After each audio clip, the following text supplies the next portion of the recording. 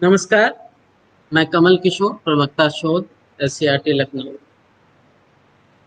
आज हम लोग डीएलएड चतुर्थ सेमेस्टर का एक पाठ जिसका नाम है रक्त की संरचना, रक्त वर्ग, रक्त बैंक और रक्त के आदान प्रदान में सावधानियां, इस पाठ का अध्ययन करेंगे। हम जानते हैं कि जीवित जीवों को जीवित रहने के लिए भोजन, जल तथा ऑक्सीजन की आवश्यकता होती है और इन जीवों में ये पदार्थ शरीर के विभिन्न भागों तक पहुंचाए जाते हैं। तो हम ये जानना चाहते हैं कि ये जो ऑक्सीजन, भोजन, जल शरीर के विभिन्न भागों तक या हम कहें विभिन्न कोशिकाओं तक किस तरीके से पहुंचते हैं, क्या होता है, और कोशिकाओं द्वारा उत्सर्जित अपशिष्ट पदार्थ वो इस तरीके वहां पर कैसे पहुंचते हैं जहां से इनको बाहर निकाला जा सके। तो हमारे शरीर में अगर हम मनुष्य की बात करें और बाकी सभी जीवों में कोई न कोई सिस्टम जरूर होता है। तो मनुष्यों में एक सिस्टम है इसके लिए, जिसको हम रुधिर परिसंचरण तंत्र या रुधिर परिवहन तंत्र, ह्यूमन सर्कुलेटरी सिस्टम बोलते हैं। इस सिस्टम में ब्लड, रक्त, रक्त वाहिनियां तथा हृदय, तीन मुख्य पार्ट होते हैं जिससे ये पूरा तंत्र बना होता है।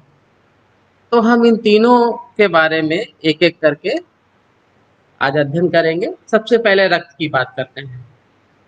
शरीर में जो मानव का रक्त होता है वो एक लिक्विड लाल रंग का पदार्थ होता है जिसको तरल संयोजी ऊतक भी कहते हैं, लिक्विड कनेक्टिंग टिश्यू। क्यों? क्योंकि ये लिक्विड फॉर्म में होता है और ये शरीर के विभिन्न ऊतकों को एक दूसरे से कनेक्ट करता है, क्योंकि ब्लड हर जगह फ्लो करता है, तो ये इसीलिए इसका ये नाम होता है। लिक्विड है तो अभी हम लोगों ने इससे पहले अम्ल, क्षार तथा लवण पढ़ा था। तो जो लिक्विड है इसमें कुछ चीजें घुली हुई हैं, तो इसका नेचर कैसा है, इसकी प्रकृति क्या है, अम्लीय हो सकती है, क्षारीय या उदासीन। तो इसकी जो प्रकृति है, नेचर है, वो होता है क्षारीय, दुर्बल क्षारीय होती, क्योंकि इसकी पीएच है 7.3 से 7.5। हम लोगों ने पीएच स्केल में देखा था कि अगर पीएच 7 होती है तो वो उदासीन कहा जाता है, जैसे सोडियम क्लोराइड, नमक।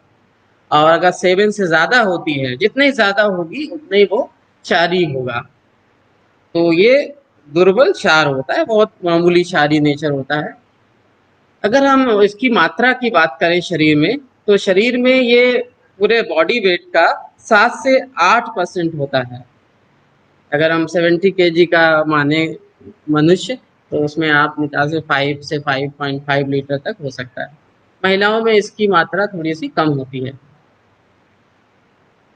जो रक्त होता है इसके भी दो मुख्य भाग होते हैं। एक होता है रक्त कणिकाएं, जो कि रक्त का एक ठोस भाग होता है, और दूसरा होता है रक्त प्लाज्मा, जो लिक्विड होता है, तरल होता है।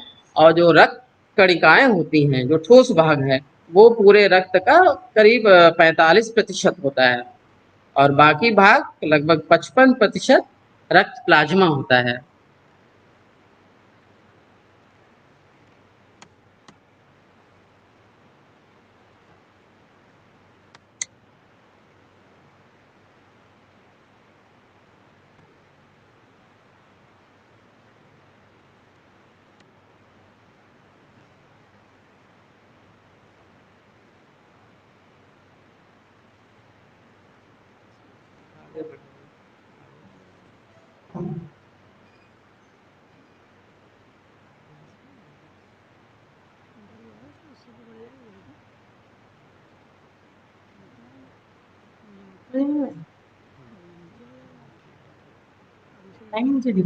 ओके, तो हम पहले रक्त कणिकाओं की बात करते हैं।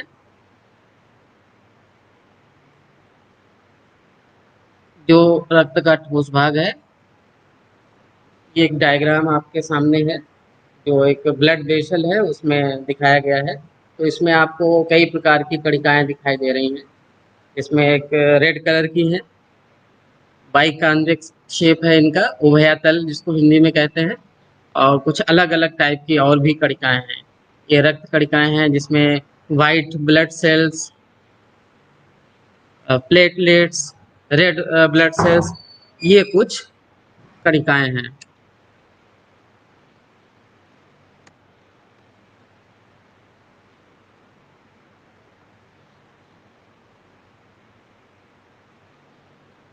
अब हम बात करते हैं लाल रक्त कणिकाओं की। इनको इरेथ्रोसाइट्स भी कहते हैं।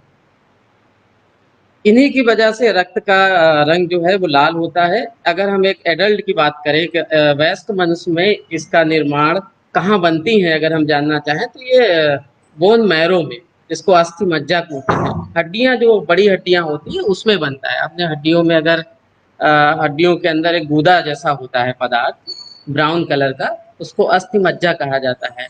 वहां पर इन कणिकाओं का निर्माण होता है। अगर शेप की बात करें तो आप देख सकते हैं कि इनका शेप जो हुआ होता है, दो कॉनकेव लेंस को मिला के बना हुआ है, जैसे उभया तल बोलते हैं। क्योंकि ये सेल्स हैं, तो आप लोगों ने हम लोग जानते हैं कि जो सेल्स होती है उसमें केंद्रक भी होता है। लेकिन इन रेड ब्लड सेल्स, लाल रक्त कणिकाओं में केंद्रक नहीं होता है। और इनका जो लाल रंग है वो एक पिगमेंट होता है, उसको बोलते हैं हीमोग्लोबिन, उसके कारण होता है। तभी जब भी खून की कमी होती है तो डॉक्टर्स बताते हैं कि आप पत्ते वाली सब्जियां या आयरन वाली चीज लें, क्योंकि ये इनके बनने में सहायक होता है। एक स्वस्थ मनुष्य के रक्त में करीब अगर 100 ml हो तो उसमें 12 से 16 ग्राम हीमोग्लोबिन की मात्रा होती है। स्त्रियों में ये 10 से 12 या 13 ग्राम होता है, तो हीमोग्लोबिन की मात्रा कम पाई जाती है स्त्रियों में। इसके बाद ये जो सेल्स हैं वो हमेशा जीवित नहीं रहती हैं, परमानेंट नहीं होती हैं। ये 120 दिन एवरेज इनका है कि 120 के बाद ये नष्ट हो जाती हैं। अगर ब्लड में ही नष्ट हो जाएंगी तो ब्लड में खराबी आ जाएगी, गंदा हो जाएगा ब्लड। इसलिए ये बॉडी में एक जगह होती है, उसको प्लीहा या स्प्लीन बोलते हैं, हिंदी में तिल्ली भी बोलते हैं, उसमें जाके ये नष्ट होती हैं। इसलिए तिल्ली या प्लीहा को बोला जाता है कि ये लाल रक्त कणिकाओं का मुर्दा घर। इनका मुख्य कार्य होता है जो गैसें होती हैं उनका परिवहन करती हैं। आरबीसी जो होती हैं वो ऑक्सीजन से कंबाइन करके पूरे सेल्स तक पहुंचाती हैं।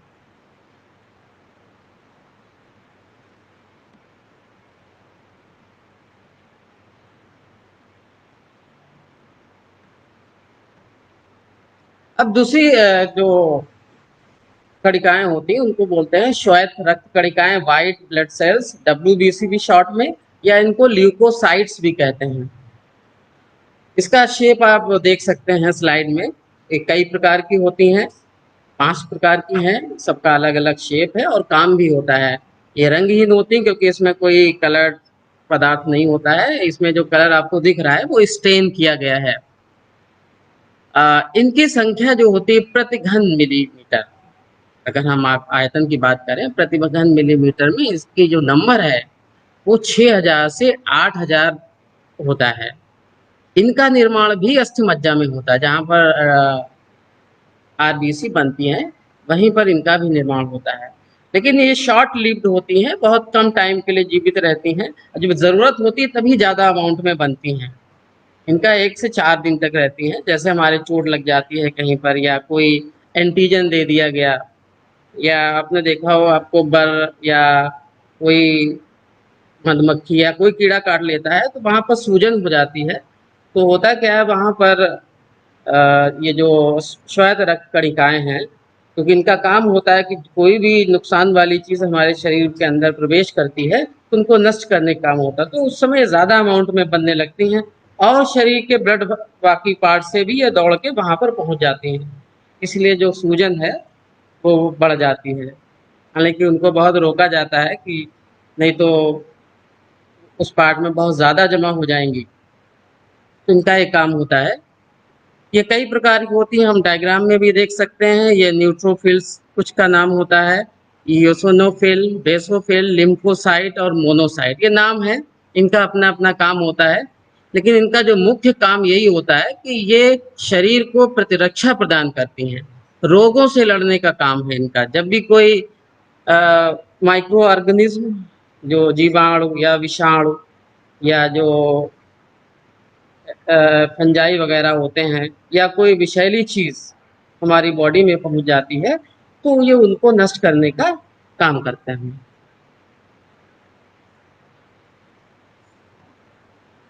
तीसरी प्रकार की महत्वपूर्ण जो कणिकाएं हैं उनको कहते हैं पट्टिकाओं या प्लेटलेट्स। इनको थ्रोम्बोसाइट्स भी कहा जाता है। ये भी अस्थि मज्जा में ही बनती हैं, लेकिन ये अस्थि मज्जा के मेगा कैरियोसाइट कोशिकाएं होती हैं, उनके विखंडन से बनती हैं। कोशिकाएं होती हैं वो टूट जाती हैं और उनसे ये बन जाती है। आप शेप इसका देख सकते हैं, लगता है कि किसी अदर चीज से इनके टुकड़े करके बनी हुई है। इनकी संख्या जो है बहुत महत्वपूर्ण होती है। डेली लाइफ में इनको सुनते रहते थे हम लोग। जब डेंगू की बीमारी फैली थी तो हम इनका बहुत नाम सुनते थे कि प्लेटलेट्स कम हो गई हैं। तो इनकी रक्त में संख्या होती है 1.5 लाख से लेकर 3.5 लाख प्रति मिलीलीटर, प्रति 1 मिलीलीटर में। तो अगर ये संख्या कम या ज्यादा हो जाती है, इनका काम क्या होता है पहले ये देख लेते हैं। इनका काम होता है रक्त का थक्का जमने में सहायता करती है। जैसे कहीं भी चोट लग जाती हो, अपने अनुभव किया होगा, तो जो ब्लड है वो हमेशा नहीं बहता रहता है। 4-5 मिनट बाद उसमें ब्लड बहना बंद हो जाता है, क्योंकि रक्त का थक्का जमने लगता है। उसमें जो कणिकाएं घुली हुई हैं वो बाहर निकलना बंद हो जाती हैं। तो जो रक्त का थक्का जमा है उसमें इनका रोल है। ये उनको अगर थक्का ना जमता तो ब्लड बहुत सारा हमारी बॉडी से निकल जाता, जो कि बहुत हानिकारक है। उसमें इनका बहुत काम होता है। अगर इनकी संख्या कम होगी, जैसे डेंगू की जो बहुत ज्यादा स्थिति खराब हो जाती तो लोगों के नाक से या मुंह से या बॉडी के और पार्ट से खून निकलने लगता था। क्योंकि इनकी संख्या कम हो जाती है तो फिर ये ब्लड पतला हो जाता था और थक्का जमने वाली स्थिति नहीं रह जाती थी।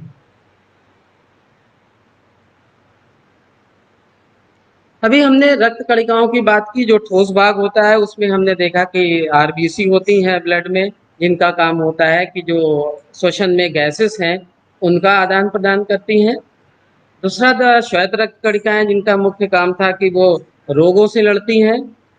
और तीसरी थी प्लेटलेट, जिनका मुख्य काम था कि ब्लड का थक्का जमाने में सहायक होती है। और भी चीजें होती हैं जिनका रोल होता है कि ब्लड का थक्का जम जाए, लेकिन उसका भी एक रोल है। आगे भी हम देखेंगे और भी चीजें हैं। अब जो ब्लड का 55% भाग जो तरल भाग है उसको बोलते हैं रक्त प्लाज्मा। यह हल्के पीले रंग का गाढ़ा तरल पदार्थ होता है।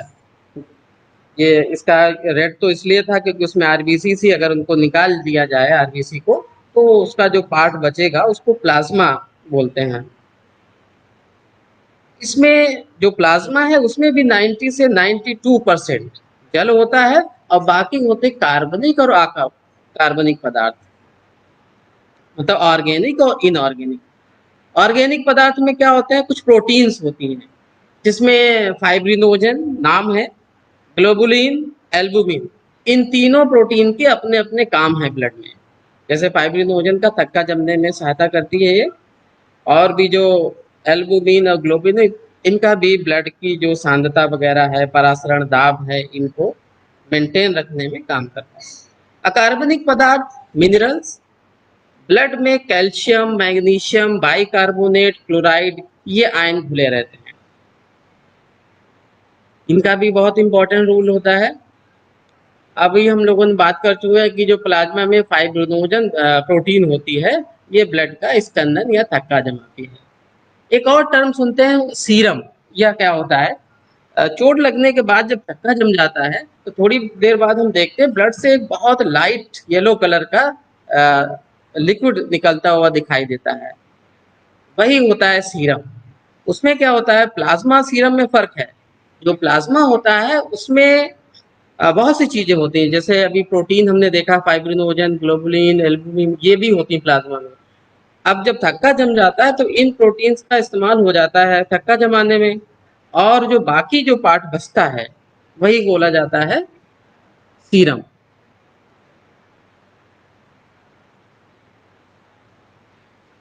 अभी हम लोगों ने ब्लड की संरचना जान ली कि उसके दो भाग थे। एक तो लिक्विड पार्ट जिसको प्लाज्मा बोला था, दूसरा ठोस भाग जो रक्त कणिकाएं थी, उसमें रेड ब्लड से आरबीसी, डब्ल्यूबीसी और प्लेटलेट्स, उनके काम भी जान लिए। अब देखते हैं कि जो हम देखने में तो सभी लोगों का जो ब्लड है वो एक जैसा दिखाई देता है, रेड कलर का है, लेकिन ऐसा होता नहीं है। एक साइंटिस्ट उन्होंने 1900 से 1902 के बीच एक रिसर्च की जिनका नाम था कार्ल लैंडस्टीनर। उन्होंने ये पता किया कि जो ब्लड दिखता है एक जैसा एक्चुअली होता नहीं है वो एक जैसा। लोगों के जो ब्लड होते हैं वो अलग अलग प्रकार के होते हैं। इसके बाद और बहुत से लोगों ने ब्लड के टाइप कितने टाइप के होते हैं उनके पर रिसर्च की और बहुत से ग्रुपों में उनको बांटा गया। लोग मनुष्यों के रक्त को कई ग्रुप में या समूह में बांटा गया, लेकिन उनमें से दो समूह जो ब्लड ग्रुप हैं, जो समूह हैं, वो ज़्यादा महत्वपूर्ण है, जो पूरे विश्व में इन्हीं के आधार पर काम होता है। बाकी जो इसके अलावा बहुत सारे हैं उनका ज़्यादा रोल नहीं रहता है नॉर्मल कंडीशन पर, तो हम भी इन्हीं के बारे में ज़्यादा डिटेल में पढ़ेंगे। तो सबसे पहला जो रक्त समूह है उसको बोलते हैं एबीओ समूह। इसमें क्या होता है कि कार्ल लैंडस्टीनर ने बताया था। सबसे पहले नए वीडियो को देखने के लिए आप हमारे चैनल को सब्सक्राइब करें और बेल आइकन को प्रेस करें, जिससे कि जब भी मैं नया वीडियो अपलोड करूं तो आपको उसका नोटिफिकेशन मिल जाए।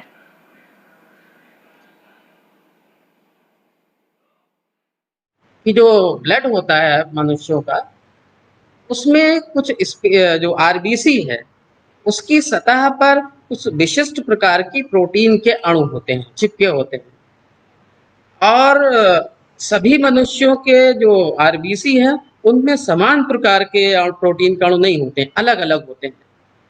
अब इन प्रोटीन अणु को उन्होंने दो कैटेगरी में डिवाइड किया। एक प्रोटीन अणुओं को उन्होंने कहा एंटीजन ए, और दूसरे प्रकार की जो प्रोटीन थी उसको कहा एंटीजन बी।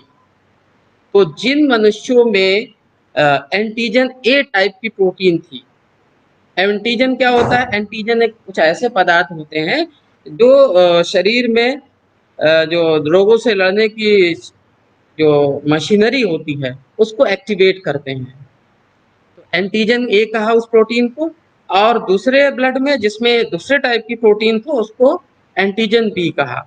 और उन्होंने अब कुछ ऐसे भी लोग थे जिनके ब्लड की आरबीसी पर कोई भी एंटीजन नहीं था, ना ही तो ए था ना ही तो बी था, मतलब किसी टाइप की प्रोटीन नहीं थी, ए बी दोनों टाइप में से। तो इस आधार पर उन्होंने पूरे ब्लड ग्रुप को, जितने भी उन्होंने रिसर्च की थी, और कहा कि जो दुनिया में जितने भी ब्लड ग्रुप हैं, ब्लड लोग हैं, उनमें कुल मिला के 4 प्रकार के ब्लड ग्रुप होते हैं। उनको कहा A blood group, B blood group, A B blood group और O blood group. A blood group वाले लोग किसको कहा गया? जिनकी ब्लड की आरबीसी में एंटीजन ए था, आरबीसी के सतह पर ए एंटीजन था। एंटीजन एक प्रोटीन थी, उसको A blood group. B blood group किसको कहा? ऐसे लोग जिनके ब्लड की आरबीसी में बी एंटीजन था, एक वो हो गए बी ग्रुप के। तीसरा था ए बी ग्रुप, ऐसे लोग भी थे जिनकी ब्लड में आरबीसी पर ए और बी दोनों प्रकार के एंटीजन थे, दोनों प्रकार की प्रोटीन चिपकी हुई थी, तो उनको कह दिया कि ये ए बी ब्लड ग्रुप के लोग हैं। अब तीसरे लोग, चौथी प्रकार के ऐसे लोग जिनकी ब्लड की आरबीसी में कोई भी एंटीजन नहीं था, ना ए था ना बी था, उसको ओ कह दिया, शून्य मान लीजिए उसको, मतलब उसमें कोई एंटीजन नहीं। तो 4 ग्रुप इन्होंने बनाए थे। और फिर उन्होंने ये भी कहा इस बारे में कि जो जैसे मान ले ए ब्लड ग्रुप वाले लोग हैं, तो कहा कि इसमें आरबीसी पर तो ए एंटीजन होता है, ए टाइप की प्रोटीन होती है, लेकिन इसके जो प्लाज्मा है उसमें इसके अपोजिट, विपरीत गुण वाली एंटीबॉडी होती हैं। एंटीबॉडी भी प्रोटीन्स ही होती हैं, और एंटीबॉडी का काम अभी हम लोग बात कर रहे हैं कि एंटीबॉडी काम होता है कि जो हमारे शरीर में जो रोगों के जो कीटाणु या और भी ऐसी चीज जो हमें नुकसान कर सकती हैं उनको, उनसे रक्षा करती हैं। तो अगर ए ब्लड ग्रुप वाला कोई व्यक्ति है तो उसकी आरबीसी पर ए एंटीजन होगा, और उसके ब्लड ग्रुप में, उसके उसमें प्लाज्मा में बी एंटीबॉडी होता है। एंटीबॉडी मतलब हम ये एंटीबॉडी ये कह सकते हैं कि जो एंटीजन का विरोधी। अब ये बी जो इसमें आप टेबल में देख सकते हैं, रक्त समूह दिए हैं ए बी ओ, और लाल रक्त कणिकाओं पर एंटीजन और प्लाज्मा में एंटीबॉडी। जैसे रक्त समूह ए है तो इस पे आरबीसी पर ए एंटीजन होगा, क्योंकि हमने जो ए बी ग्रुप बनाया है, ए बी और ओ, ये उन लोगों के ब्लड की आरबीसी पर कौन सा एंटीजन है, एंटीजन की उपस्थिति के आधार पर हमने ये ब्लड ग्रुप नाम दिया। अब ये प्लाज्मा में एंटीबॉडी क्या है? अगर ए ब्लड ग्रुप वाला है तो उसकी आरबीसी पर तो होगा ए एंटीजन, लेकिन इसके प्लाज्मा में बी एंटीबॉडी होगी, क्योंकि अगर ए ही होता तो ये ए एंटीजन और एंटीबॉडी मिलके एक दूसरे को नष्ट करते, आरबीसी खत्म हो जाती। तो अब ए के ब्लड में अगर बी के ब्लड का मिलाया जाएगा तो प्रॉब्लम होगी। ऐसे ही बी ब्लड ग्रुप वाले व्यक्ति के एंटीजन तो आरबीसी पर बी होगा, लेकिन इसके प्लाज्मा में एंटीबॉडी ए होगा। अब ए बी ब्लड ग्रुप देखिए, एंटीजन इसकी आरबीसी पर दोनों होंगे एंटीजन, लेकिन इसमें एंटीबॉडी कोई नहीं होता है। और ऐसे ही ओ ब्लड ग्रुप है, इसमें एंटीजन नहीं होता। हमने बात की थी कि जो ओ बी ब्लड ग्रुप है उसकी आरबीसी पर कोई भी एंटीजन नहीं होता है, अनुपस्थित होता है उसमें, लेकिन एंटीबॉडी दोनों होते हैं। तो ये हम लोग एबीए ग्रुप समूह की टेबल देख सकते हैं। अब हम बात करते हैं कि ब्लड ग्रुप का जो आधान होता है, ट्रांसफ्यूजन कराया जाता है, एक का दूसरे को ब्लड देते हैं। जब ये रक्त ग्रुप का समूह के बारे में नहीं पता था तो एक का ब्लड दूसरे व्यक्ति को दिया जाता है, तो कभी कभी तो वो ठीक हो जाता था, लेकिन कभी कभी मृत्यु हो जाती थी। लेकिन जो कार्ल लैंड स्टीनर ने जब ब्लड ग्रुप के बारे में बता दिया, तो उसके बाद से क्या किया गया, जो ब्लड देता था रक्तदाता और जो ग्रहण करता था रक्तग्राही, उन दोनों के ब्लड ग्रुप की पहले जांच होती थी, फिर उसको ब्लड ट्रांसफ्यूजन होता था। अब हम इसको समझ लेते हैं, बहुत महत्वपूर्ण चीज है, ये बेसिक चीज है, इसमें कोई ज्यादा सभी के लिए जरूरी है। रक्त समूह हमने एक तरफ दे रखा है, रक्तदाता के इधर रक्त समूह है ए बी। अब ए ब्लड ग्रुप है, इसका मतलब इसकी आरबीसी पर एंटीजन ए है। अब दूसरी साइड में आप देखिए, रक्तग्राही वाले साइड में जो रो है हॉरिजॉन्टल, उसमें ए ब्लड ग्रुप है, ये ग्राही का रक्त है, ए ब्लड ग्रुप है, लेकिन इसके प्लाज्मा में हमने दिखाया कि एंटीबॉडी बी होती है। जो एंटीबॉडी लिखी है वो प्लाज्मा में है, और इधर जो वर्टिकल आप देख रहे हैं रक्तदाता में, ये एंटीजन की बात करते हैं। होता क्या है, जब हम ब्लड जो डोनर होता है रक्तदाता, उसके एंटीजन देखे जाते हैं, और जो रिसीवर होता है ग्राही, उसके एंटीबॉडी देखे जाते हैं। अब आप देख सकते हैं कि क्या ए ब्लड ग्रुप वाले का रक्त, ए ब्लड दूसरा भी अगर ग्राही उसका भी ए है तो क्या दिया जा सकता है? तो आप देखिए इसमें लिखा हुआ एस, क्यों? क्योंकि एंटीजन ए होगा और इसके ब्लड में एंटीबॉडी बी होगा। तो ए बी, एंटीजन ए और एंटीबॉडी बी, क्योंकि ये एक दूसरे को धक्का नहीं जमाएंगे, एक दूसरे से इनकी अभिक्रिया नहीं होगी, क्योंकि एंटीबॉडी जो बी है वो बी एंटीजन को खिलाफ होता है। एंटीबॉडी बी जो है वो एंटीजन बी के खिलाफ होगा, एंटीजन ए के खिलाफ नहीं। तो ब्लड जो है ऐसे फ्लो करता रहेगा। फिर ए ब्लड ग्रुप वाले को हम देख रहे हैं कि क्या ग्राही बी को दिया जा सकता है? तो यहाँ पे देखिए एंटीजन ए है और बी ब्लड ग्रुप में एंटीबॉडी है ए। अब देखिए ए मिल गए दोनों, ए एंटीजन है और एंटीबॉडी भी ए है, तो ए स्मॉल ए जो है वो एंटीबॉडी है, वो एंटीजन का विरोधी है, अपोजिट चीज है। तो वो क्या करेंगे, एक दूसरे से इनका थक्का जमा देंगे, ब्लड चिपचिपा हो जाएगा, आरबीसी नष्ट हो जाएंगी वहां पर। तो ए का ब्लड बी को नहीं दिया जा सकता। कभी भी कैपिटल ए जैसे हमने माना है एंटीजन को और एंटीबॉडी को स्मॉल माना, तो इस सेम नहीं होने चाहिए, कैपिटल ए नहीं होगा, कैपिटल बी स्मॉल बी नहीं होगा, इस तरीके से। ऐसे ही ए बी देखिए आप, ए का ब्लड ए बी को दिया जा सकता है, इसको हम देख सकते हैं एंटीजन ए है, ए बी में कोई एंटीबॉडी होता भी नहीं है, तो आप कुछ भी आप इसको देंगे तो एंटीजन तो है, एंटीबॉडी कोई है नहीं, अपोजिट अभिक्रिया होगी नहीं, तो आप क्या कर सकते हैं, ए वाला ए बी को ब्लड दे सकता है। ओ के बारे में बात करते हैं। ओ ब्लड ग्रुप में इसके प्लाज्मा में एंटीबॉडी ए और बी दोनों होते हैं। अब ए एंटीजन है और वहां पर देखिए एंटीबॉडी भी ए है, कैपिटल ए स्मॉल ए, एक दूसरे के विरोधी ये मिल गए हैं, तो ये अभिक्रिया होगी, जो थक्का जम जाएगा, ब्लड का फ्लो होना बंद हो जाएगा, आरबीसी नष्ट हो जाएगी, तो जो ग्राही है उसकी मृत्यु हो सकती है। ऐसे ही बी का देख लीजिए आप। बी, इसमें थोड़ा सा गलत लिखा हुआ है, बी में एंटीजन बी होगा, ये लिखा हुआ है बी में एंटीजन बी होगा। अब ये बी है, अब ये ए के साथ हम देखते हैं क्या ए को देगा। एंटीजन बी है, एंटीबॉडी बी है, कैपिटल बी स्मॉल बी हो जाएगा, एक जैसे दो सेम सिंबल हो गए, इसका मतलब अपोजिट लोग हो गए, तो ये ब्लड नहीं दिया जा सकता है। ऐसे ही आप बी को देख सकते हैं, बी के केस में देखिए एस लिखा हुआ है, ए बी के केस में भी एस लिखा है, ओ के केस में लिखा हुआ है नो।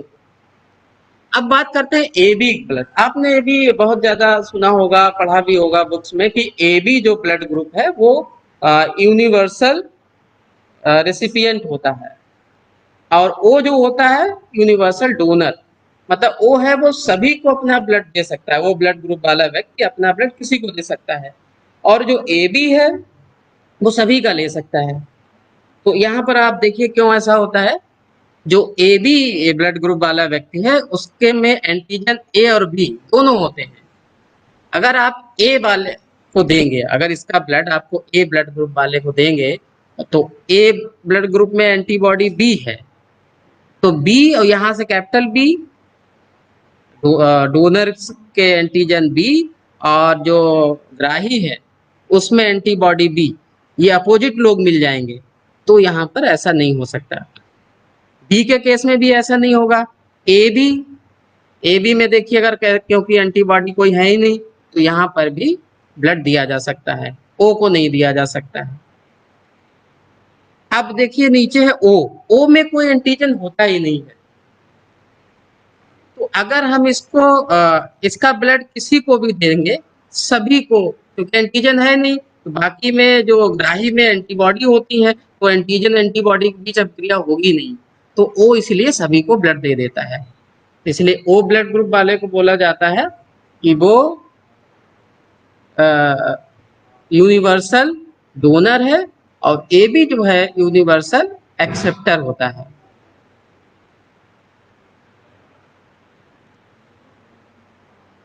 ऐसा देखा गया कि जो